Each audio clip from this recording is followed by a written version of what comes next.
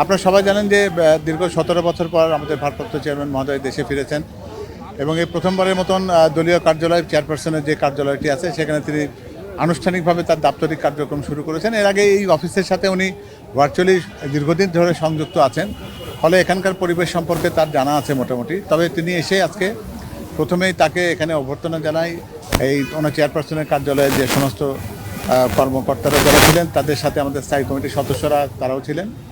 তিনি প্রথমে দোতলায় তার জন্য যে নির্ধারিত কক্ষটি তৈরি করা হয়েছে ভারপ্রাপ্ত চেয়ারম্যানের দপ্তর কার্যালয় হিসাবে, সেখানে তিনি প্রথমে যান এবং ওখানে আমাদের যারা স্থায়ী কমিটির সদস্যরা যারা ছিলেন, ডক্টর খন্দকার মোশাররফ হোসেন থেকে শুরু করে অন্যান্য যারা সিনিয়র যারা নেতৃবৃন্দ ছিলেন তারা উপস্থিত ছিলেন। তাদের সাথে ওনার প্রাথমিক আলোচনা হয় এবং দলের কর্মকাণ্ড এবং এ পর্যন্ত যা গৃহীত যে সমস্ত কর্মসূচিগুলো ছিল সেগুলো সম্পর্কে সেখানে কথা হয়েছে।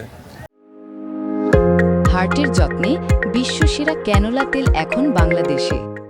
তারপর উনি পর্যায়ক্রমিকভাবে অন্যান্য যারা ছিলেন তাদের সাথে অনেকের সাথে কথা বলেছেন। সেখানে রাজনৈতিক নেতৃবৃন্দ যারা ছিলেন তাদের সাথে কুশল বিনিময় হয়েছে, কথা হয়েছে এবং বিএনপি যে নির্বাচন পরিচালনা স্টিয়ারিং কমিটি যেটা ছিল তাদের সাথেও তিনি একটি আনুষ্ঠানিকভাবে তাদের সাথে একটু বৈঠকে বসেছেন।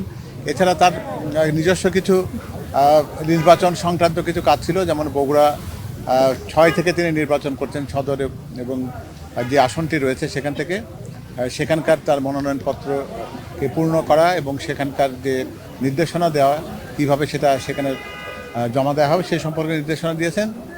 এবং তারপরে তিনি ঢাকা ১৭ থেকে তিনি নিজে নির্বাচন করবেন বলে সিদ্ধান্ত হয়েছে এবং সেখানে তার এই নির্বাচন পরিচালনা কোঅর্ডিনেশন করবার জন্য দলের উপদেষ্টা পরিষদের সদস্য জনাব আব্দুল সালামকে তিনি দায়িত্ব দিয়েছেন আনুষ্ঠানিকভাবে এবং সেখানে ঢাকা মহানগর উত্তরের নেতৃবৃন্দ আহ্বায়ক আমিনুল সাহেব সহ অন্যরা উপস্থিত ছিলেন।